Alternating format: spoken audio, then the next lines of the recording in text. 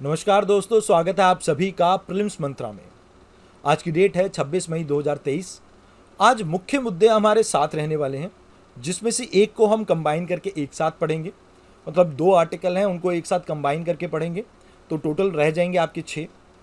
आज पीआईबी में कोई इंपॉर्टेंट आर्टिकल नहीं था, क्योंकि एक दो स्कीम्स के बारे में बात हुई थी वहाँ पे, बट वो स्कीम बहुत पुरानी है।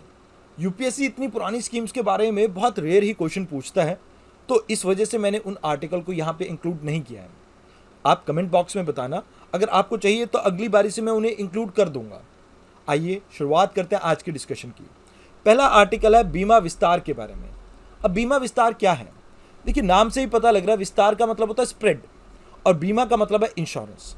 इंडिया में जैसा कि आप सभी जानते हैं कि इंश्योरेंस सेक्टर में बहुत कम ग्रोथ देखने को मिल रही है। मतलब वैसे तो अभी रिसेंट टाइम में बहुत तेजी से ये ग्रो कर रहा है, बट स्टिल जो नंबर्स हैं वो बहुत कम है। अगर आप देखें पॉपुलेशन के अकॉर्डिंगली तो इंडिया में महज 10% लोग ही होंगे ऐसे जिनके पास खुद की कोई इंश्योरेंस पॉलिसी है।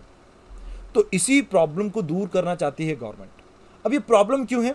देखिए, आप सभी जानते हैं कि आज की डेट में गवर्नमेंट जॉब्स बहुत कम है और ज़्यादातर लोग प्राइवेट सेक्टर में काम करते हैं। अब हेल्थ एक ऐसा मेजर प्रॉब्लम है जिसके अंदर आपको ये देखने को लगता है कि भाई लोगों के आउट ऑफ पॉकेट एक्सपेंसेस बहुत ज़्यादा इंक्रीज हो जाते हैं। तो इस वजह से कई बार लोग पॉवर्टी में चले जाते हैं। तो यहाँ पर ये जो आपकी स्कीम है, यानी कि all in one policy plan, इसमें हम कोशिश कर रहे हैं कि एक सिंगल पॉलिसी में हम सभी तरह के इंश्योरेंस को कवर करते हैं। चाहे आप बात कर रहे हो हेल्थ केयर की, लाइफ की, प्रॉपर्टी की या एक्सीडेंटल इंश्योरेंस की, ये सभी एक सिंगल पॉलिसी में कवर की जाएंगी। और यहाँ पे इंश्योर किया जाएगा कि ये सभी पॉलिसीज़ अफोर्डेबल हो, ताकि ज़्यादा से ज़्यादा लोग इसे खरीदें, ये ईजिली अवेलेबल हो, एक्सेसिबल हो। अब जैसे अर्बन एरिया में तो ये चीज़ें मिल जाती हैं, चाहे आपकी इंश्योरेंस की बात करें चाहे इंश्योरेंस कंपनी की बात करें, बट कई बार ऐसा होता है कि रूरल एरिया में इसमें कमी देखने को मिलती है। तो यहाँ पर इसकी पेनिट्रेशन को रूरल एरिया में भी हम इंक्रीज़ करना चाहते हैं। अब इसे इंक्रीज़ कैसे करेंगे? इंक्रीज़ करने के लिए हम फोकस कर रहे हैं ग्राम सभा पे। अब ग्राम सभा पे फोकस करके क्या होगा? देखिए, यहाँ पर हम महिलाओं को अपने साथ जोड़ेंगे। मतलब इस कैंपेन में महिलाएं महत्वपूर्ण भूमिका निभाने वाली हैं। अब यहाँ पर महिलाएं इन पॉलिसीज़ को बेचेंगी, जो कि आगे जाकर किसी महिला सदस्य, चाहे आप कह लीजिए माँ या सास या किसी घर की बहू, जो भी होंगी वो उनसे बातचीत करेंगी और उन्हें इन पॉलिसी के बेनिफिट के बारे में बताएंगी। और इन्हें कहा जाएगा बीमा वाहक, यानी कि ये बीमा वाहक जाके घर घर इन पॉलिसी के बारे में लोगों को जागरूक करके इन्हें बेचेंगी। इससे कहीं ना कहीं वुमेन एम्पावरमेंट को एक नया बूस्ट मिल सकता है। अब बूस्ट क्यों मिल सकता है? क्योंकि यहाँ पे महिलाओं को इन पॉलिसी बेचने पे पैसे भी मिलेंगे। तो ये हो गया महिलाओं का कैसे इसमें कंट्रीब्यूशन रहेगा। अब प्रॉब्लम आती है कि भाई आप कई बार पॉलिसीज लेते हैं, जैसे मान लीजिए आपने कोई हेल्थ पॉलिसी ली, आपने लाइफ पॉलिसी भी ले रखी है। अब अलग अलग ऑफिसेज हैं, इनके अलग अलग ऑफिसेज होने के कारण कई बार आपको बहुत से धक्के खाने पड़ते हैं। तो गवर्नमेंट कहती है कि आप घबराओ मत, आपका इस चीज़ का भी हम सोल्यूशन देंगे। हम बीमा सुगम लेके आए हैं। बीमा सुगम क्या होगा कि भैया ये एक वन स्टॉप सोल्यूशन है कि भैया आपका किसी भी तरह का कोई भी हो, चाहे कस्टमर हो, इंश्योरेंस करने वाला हो, चाहे डिस्ट्रीब्यूटर हो, आप सभी को एक जगह पे आके देख सकते हैं। मतलब आपने अगर कोई पॉलिसी खरीदनी है तो इंश्योरेंस करने वाले वहाँ पे आपको मिल जाएंगे, आप उससे डायरेक्ट इंश्योरेंस खरीद सकते हैं। तो ये सभी चीज़ें यहाँ पे आपको देखने को मिलेंगी। उसके अलावा एक स्टेट लेवल पे हम कमेटी बनाएंगे। इस कमेटी का काम क्या होगा कि कैसे इंश्योरेंस के पेनिट्रेशन को स्टेट वाइज हम और ज़्यादा कर सकें। अब यहाँ एक चीज़ और याद रखना, देखिए यंगस्टर्स जो हैं, चलो बूढ़े लोग जो हैं 40-45 या 50 साल के, वो तो इंश्योरेंस कवर नॉर्मली देख के ले लेते हैं कि भाई अब मैं बूढ़ा हो रहा हूँ तो ये चीज़ हमें चाहिए। बट जो यंगस्टर्स हैं उन्हें इस चीज़ में कैसे इंटरेस्ट है, तो इसके लिए कहा गया है कि हम सेल के साथ एक वैल्यू एडेड सर्विस दे देंगे। मतलब एक क्या, मल्टीपल भी हो सकते हैं। जैसे फॉर एग्जांपल आपने हेल्थ इंश्योरेंस ली, अब इसके साथ अगर कोई इंसान जिम फ्रीक है, मतलब कोई जिम करना पसंद करता है, तो यहाँ पे हम उसे जिम की मेंबरशिप दे देंगे।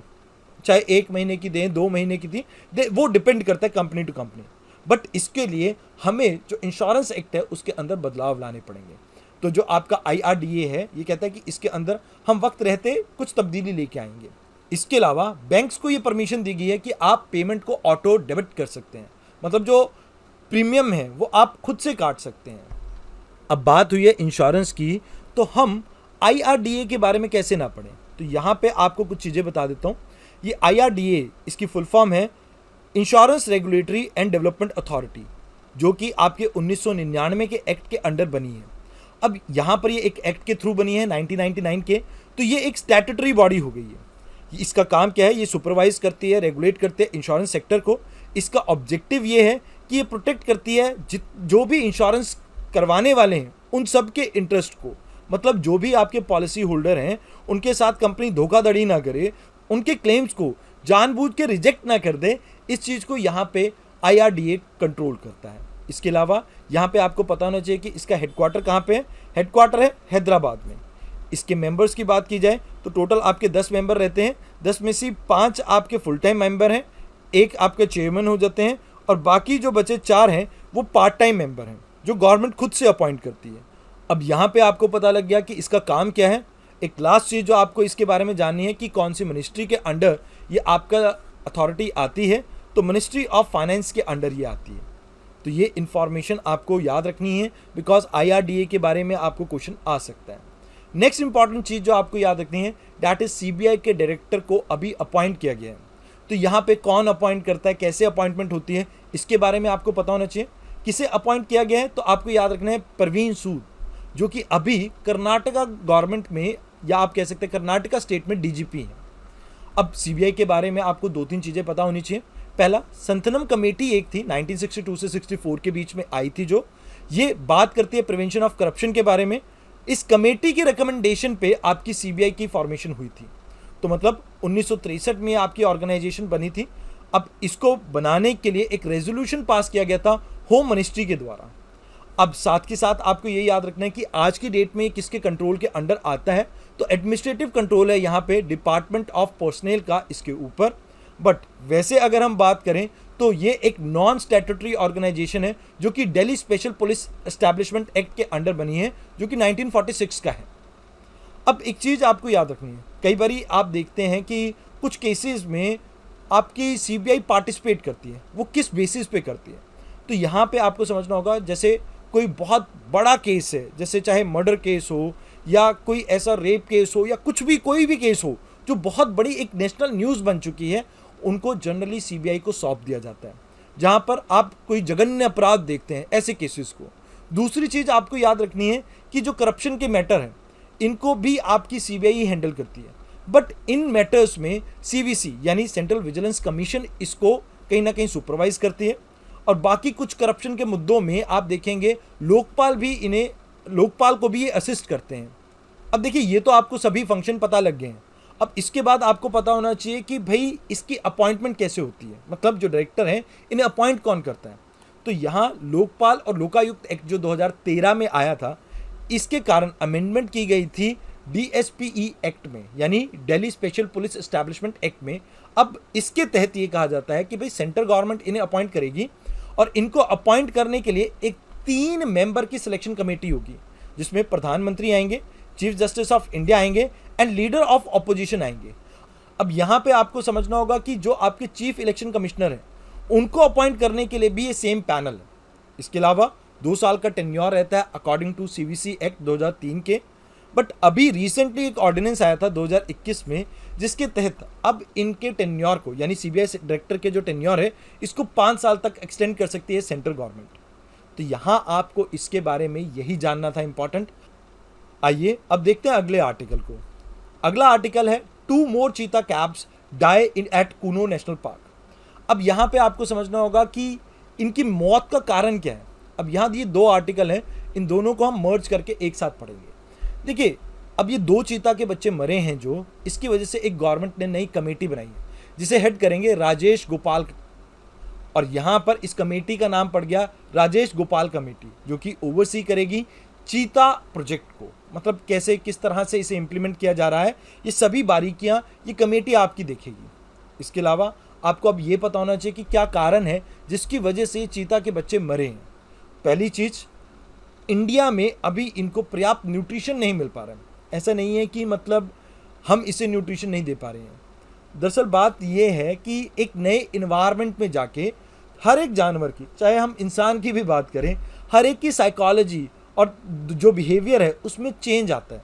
जैसे मान लीजिए आप जब दिल्ली की प्रिपरेशन करने आएंगे तो एक बारी दिल्ली को देख के ना छटपटा जाएंगे, तो सेम चीज़ आपको हर एक में देखने को मिलती है।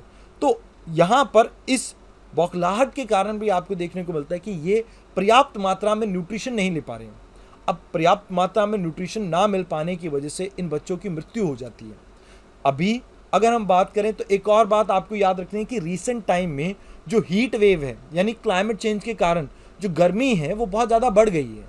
अभी 40 से 47 डिग्री तापमान आपको कूनों के आसपास देखने को मिला था, और ये भी एक मुख्य कारण है जिसकी वजह से इन चीता की तबीयत खराब हो रही है और इनकी मौत हो रही है।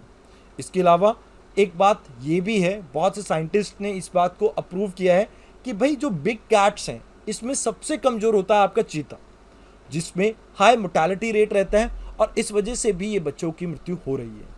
अब बात की जाए कूनो नेशनल पार्क की, तो यहाँ पे आपको याद रखना है कि आपको dry deciduous type of forest देखने को मिलता है जो कि किथार गिर टाइप का है। इसके अलावा यहाँ से फ्लो करती है आपकी कूनो रिवर जो कि ट्रिब्यूटरी है चंबल रिवर की। यहाँ आपको एनिमल्स लाइक रूडी मंगूस, घड़ियाल, tiger, sloth bear, golden jackal, ऐसे सभी जानवर आपको देखने को मिल जाते हैं। ये लोकेटेड है आपके शिवपुर में, मध्य प्रदेश के अंदर। इसके अलावा चीता की दो प्रजातियां होती हैं आपकी, एक एशियाटिक चीता जो कि क्रिटिकली इंडेंजर्ड कैटेगरी में आता है, एक अफ्रीकन चीता जो कि वनरेबल कैटेगरी में आता है। भारत में जो लाया गया है वो अफ्रीकन चीता है। एशियाटिक चीता आपका सिर्फ और सिर्फ अभी ईरान में ही मौजूद है, और वहाँ पर भी बहुत कम संख्या में है।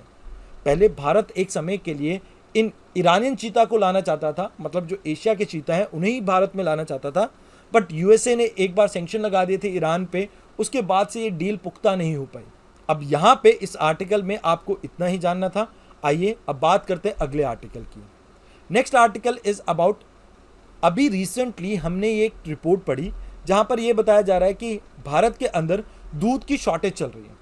तो यहाँ पर जो food safety and security organisation है हमारी, इन्होंने कहा है कि अब हम और पुख्ता तरीके से सर्वेलेंस करेंगे ताकि दूध के प्रोडक्ट में किसी भी तरह की मिलावट ना हो। अब यहाँ पे एक बात जान के आपको हैरानी होगी, भारत के अंदर दुनिया की सबसे ज़्यादा पैदावार होती है दूध की, बट करंटली हमारे पास दूध की शॉर्टेज हो रही है। ऐसा क्यों? देखिए, इसके पीछे 3-4 कारण हैं। 3-4 कारण क्या है? अभी हाल फिलहाल में आपने देखा होगा बहुत सी गर्मी पड़ रही है, और क्लाइमेट चेंज जिस तरह से बढ़ता जा रहा है इसकी वजह से गर्मी और बढ़ेगी भी। इसमें आपको ये देखने को मिलता है कि जो जानवर हैं उनका मिसकैरेज हो जाता है कई बार। अब मिसकैरेज की वजह से जो मिल्क प्रोडक्शन है वो डिक्रीज होती है। तो ये एक कारण है जिसकी वजह से आपको देखने को मिल रहा है कि अभी भी मिल्क प्रोडक्शन कम है। इसके अलावा हीट के कारण कई बार जानवर असहज महसूस करता है, उसके कारण भी उनके आप कह सकते हैं बिहेवियर में चेंज आता है, और बिहेवियर में चेंज आने के कारण भी उनकी दूध की पैदावार कम हो जाती है। दूसरा कारण ये है कि कोविड-19 के टाइम पे आपने लॉकडाउन देखा था। अब लॉकडाउन के कारण आपको ये देखने को मिला कि जो दूध वाले थे उनका बहुत सा दूध वेस्ट हुआ, तो उन्होंने दूध की प्रोडक्शन वैसे ही कम कर दी थी। तो इस वजह से भी अभी उस चीज़ से हम रिकवर कर रहे हैं। तो इस कारण भी आपको ये देखने को मिलता है कि भारत के अंदर अभी मिल्क प्रोडक्शन उस लेवल पे नहीं पहुंच पाया। इसके बाद तीसरा मेजर कारण है लंपी स्किन डिजीज़। अब ये क्या है भला? देखिए, इसके कारण गाय भैंस के स्किन के ऊपर आपको ये देखने को मिलता है छोटे छोटे दाने हो गए। अब ये दानों की वजह से कई बारी भैंसों में और गायों के अंदर आपको बुखार देखने को मिलता है, उनका सलाइवा निकलता है, और इससे भी उनके साइकोलॉजी के ऊपर असर पड़ता है, जिसके कारण मिल्क का प्रोडक्शन डिक्रीज होता है, क्योंकि इसमें बहुत ज़्यादा दर्द भी होता है जानवरों को। इसके अलावा अभी रिसेंट टाइम में आपको देखने को मिला है 30% इन्फ्लेशन फॉडर के अंदर। अब आप देखिए ना, इनपुट कॉस्ट बढ़ गई है, तो इसकी वजह से भी इन्फ्लेशन देखने को मिल रहा है आपको दूध के अंदर। अब जब पैसा कोई इंक्रीज़ नहीं कर पाता है या कोई किसान इस फॉडर को परचेज नहीं कर पाता है, तो उस समय आपको ये देखने को मिलता है किसान अपनी गाय भैंस को बेच देता है। तो वो भी एक कारण है। लेकिन एक पॉजिटिव ये चीज़ देखने को मिल रही है हमें कि भाई हमारे यहाँ पे जो कोऑपरेटिव सोसाइटीज़ हैं, यानी जैसे अमूल हो गया, वेरका हो गया, वीटा हो गया, यहाँ पर 1 से 2% इंक्रीज़ देखने को मिला है दूध में। अब ओवरऑल दूध की प्रोडक्शन कम हो रही है, बट यहाँ पर ज़्यादा हो रही है। तो ये कहीं ना कहीं जो आपकी food safety and security authority of India है इसको चक्कर में डाल रही है। तो इस वजह से फूड अडल्ट्रेशन के लिए ये सर्वेलेंस और पुख्ता कर रही है। अब लास्ट ईयर भी सेम प्रॉब्लम हमें देखने को मिली थी। तो आपने देखा होगा 12 स्टेट्स में बहुत ज़्यादा फूड्स को लेके, या आप ये कह सकते हैं कि अडल्ट्रेशन को लेके फसाई ने बहुत से रेड्स मारी थी। अभी इसकी रिपोर्ट्स वगैरह में ये पता लगा कि ऑल्दो इंडिया के अंदर इतना ज़्यादा अडल्ट्रेशन नहीं देखने को मिला। अब देखिए अडल्ट्रेशन क्यों हम सोच रहे थे कि हो सकता है, तो यहाँ पे आपको याद रखना है कि भाई जैसे लंपी स्किन डिजीज़ हो रही थी तो बहुत से स्प्रे किए जा रहे थे जहाँ पर जानवरों को रखा जा रहा है। इसके अलावा ड्रग्स, एंटीबायोटिक्स का इस्तेमाल हो रहा था इनको ठीक करने के लिए, तो जिसकी वजह से रेजिडुअल कंटामिनेशन यानी कि जो भैंस है, जब जैसे मान लीजिए उसने कोई केमिकल इनटेक किया वो दूध में पहुंच जाए और उसकी वजह से दूध कंटामिनेटेड हो जाए, इसका शक जताया जा रहा था। तो इस वजह से आपको यहाँ पे रेड देखने को मिली थी। अब हम बात कर लेते हैं food safety and standard authority of India के बारे में, जो कि एक स्टैट्यूटरी ऑर्गेनाइजेशन है, अंडर आती है आपके मिनिस्ट्री ऑफ हेल्थ के। इसका हेडक्वार्टर है दिल्ली में। ये आपके food safety and standard act 2006 के अंडर बनी है। इन टोटल इसके 23 मेंबर है, जिसमें एक चेयरमैन होते हैं और 22 आपके अदर मेंबर्स होते हैं, और यहाँ पर लगभग 1/3 आपकी वुमेन मेंबर्स रहती हैं। इसकी रिस्पॉन्सिबिलिटी ये है कि ये इंश्योर करता है food safety and security India के अंडर। कई बार ये गाइडलाइंस इशू भी करता है वेरियस फूड प्रोडक्ट्स को लेके, और इसके लिए इसे हेल्प करती हैं आपकी वेरियस एक्सपर्ट कमेटीज़। तो यहाँ पे इस आर्टिकल में हमें इतना ही जानना था। आइए अब बात करते हैं अगले आर्टिकल की। रिसेंटली मद्रास हाई कोर्ट ने जो कंपटीशन कमीशन ऑफ इंडिया है, इसके एक डिसीजन के ऊपर रिस्ट्रेन लगा दिया है। यहाँ पर क्या डिसीजन है इसके बारे में आपको जानना इतना ज़रूरी नहीं है, मैं आपको एक सिंपल सी चीज़ समझाता हूँ कि जो आपकी कंपटीशन कमीशन ऑफ इंडिया है, इसका काम ये है कि ये कॉम्पिटिटिव प्रैक्टिसेस को प्रमोट करता है। अगर इसे लगता है कहीं भी एंटी कॉम्पिटिटिव प्रैक्टिसेस चल रही है, मतलब कार्टलाइजेशन देखने को मिल रही है किन्हीं दो कंपनीज के बीच में। एग्जांपल देता हूँ, आपने देखा होगा एवर रेडी और एक निपॉन, ऐसी दो सेल्स की कंपनी है, मतलब एग्जैक्टली ये नाम है या कोई और देखना पड़ेगा आपको, बट मेरे हिसाब से मैंने यही दो नाम पढ़े थे 2016-17 में। तो यहाँ पे ये दो कंपनी थी, ये क्या कर रही थी कि एक साथ मिल के प्राइस को डिसाइड करती थी। मतलब एक साथ इन्होंने एक कार्टेल बना लिया कि दोनों ही जैसे 10 रुपये में सेल बेचेंगे, ठीक है, मार्केट इतनी बड़ी है, हम दो ही जाइंट्स हैं, तो आधी आधी मार्केट का पैसा हमारे पास आएगा, अपने को कोई इशू नहीं है, हम आपस में इसको मिल बांट के खा लेंगे। तो इस तरह की चीज़ों को रोकने के लिए कंपटीशन कमीशन ऑफ इंडिया आपका बना था। अब ये एक स्टैट्यूटरी ऑर्गेनाइजेशन है जो कंपटीशन एक्ट 2002 के अंडर बनी है। ये राघवन जो कमेटी थी उसकी रिकमेंडेशन पे आपकी बनाई गई है। अब इसके बारे में आपको ये भी पता होना चाहिए कि एक क्वासी जुडिशियल बॉडी है, मतलब ये किसी को भी सम्मन कर सकती है कि भाई आप आओ मेरे पास सबूत जमा कीजिए, मतलब आप एफिडेविट दे के यहाँ पर सबूत भी जमा करवा सकते हैं। इसके अलावा आप किसी भी ऑफिस से कोई फाइल मंगानी हो आप सम्मन कर सकते हैं, और यहाँ पे आप जो प्रोसीजर एस्टैब्लिश किए गए हैं आपके वेरियस एक्ट्स के अंडर, आप उससे बाउंडेड नहीं है, आपको फॉलो करना प्रिंसिपल ऑफ नेचुरल जस्टिस को। तो यहाँ इन टोटल 7 मेंबर रहते हैं, एक चेयरपर्सन और 6 मेंबर। तो इस आर्टिकल में इतना ही आपके लिए जानना इंपॉर्टेंट था। आइए अब चलते हैं अगले आर्टिकल पे। अब यहाँ पे आपसे दो चीज़ों के बारे में बात की गई है, एक है TCS और दूसरा है TDS। इनको एक एक करके समझते हैं। देखिए TCS का मतलब क्या होता है। मान लीजिए ये राजू है, राजू ने आपको पता है एक चिट फंड में पैसा डाला था, लक्ष्मी चिट फंड में, और उसका पैसा 25 दिन में डबल होना था। अब मान लो ऐसा हो जाता है कि 25 दिन में उसका पैसा डबल हो गया, उसने 1 करोड़ डाला था, 1 करोड़ का 2 करोड़ हो गया। अब इस 2 करोड़ में एक के ऊपर तो उसने टैक्स भरा हुआ है पहले से, बट दूसरे के ऊपर उसने टैक्स नहीं भरा, और जब पैसा डबल होके आया तो इसने फिर से टैक्स नहीं भरा। अब होता क्या है कि राजू मार्केट में जाता है और जाके एक चमचमाती कार खरीदने की कोशिश करता है। अब इसके लिए ये कैश पेमेंट करता है। अब जैसे ये कैश पेमेंट करेगा तो यहाँ पर जो जिससे वो सामान खरीद रहा है, वो जो सेलर है कुछ पैसे, यानी कि मान लो ये 50 लाख की गाड़ी थी तो इसमें से एक एक्स अमाउंट टैक्स के तौर पे यानी TCS के तौर पे यहाँ पे जमा कर लेगा, जिससे कि जब भी राजू ITR भरेगा, अपने टैक्स का ब्यौरा देगा, वहाँ पर क्लियर हो जाएगा कि इसके ऊपर इसने टैक्स भरा था या नहीं। अगर नहीं भरा होगा तो टैक्स और जो जमा कराना होगा वो पे करेगा, अगर भरा होगा पहले से तो यहाँ पर उसको कोई परेशानी नहीं होगी। अब दूसरी चीज़ है इस आर्टिकल में TDS यानी टैक्स डिडक्शन एट सोर्स या टैक्स डिडक्टेड एट सोर्स। अब इसे समझाने के लिए आप एक सैलरीड एम्प्लॉय का एग्जांपल लीजिए। मान लीजिए इसका नाम है गणेश। अब ये गणेश जो है इसकी सैलरी है 1 लाख रुपए। अब ये जो सैलरी है इसके ऊपर लोगों का टैक्स बनता है। तो मान लीजिए आपकी जो कंपनी है जिसके अंदर ये काम कर रहा है, मान लो ये काम कर रहा है XYZ कंपनी के अंडर, तो यहाँ पर ये XYZ कंपनी के जो मालिक हैं इसको पहले ही टैक्स काट के तनख्वाह देंगे, तो यहाँ पर आपकी जब सैलरी एक सर्टेन लिमिट से ऊपर जाती है तो आपका इनकम टैक्स कटता है और इसी को कहा जाता है TDS। अब आर्टिकल क्या था इसे समझते हैं। देखिए, अभी गवर्नमेंट ने कहा कि भाई जो भी आप बाहर जाके पैसा खर्च कर रहे हैं, जैसे मान लीजिए आप दुबई ट्रिप पे गए, कहीं भी गए हैं, आप फॉरेन कार्ड से पेमेंट करते हैं तो उसके ऊपर गवर्नमेंट 20% टैक्स चार्ज करेगी। अब ये यहाँ पर तो चार्ज हो रहा है, बट मान लीजिए सेम चीज़ मेरी इनकम के ऊपर भी एप्लीकेबल होगी तो मेरे लिए परेशानी हो जाएगी। मतलब मुझे 2 बार टैक्स देना पड़ जाएगा एक सेम इनकम के लिए। तो यहाँ पर गवर्नमेंट कहते हैं कि भाई ऐसा ना हो, तो हम इन दोनों चीज़ों को आपस में लिंक करने की कोशिश कर रहे हैं ताकि लोगों को ज़्यादा परेशानी ना हो। तो आज के डिस्कशन में इतना ही था। धन्यवाद।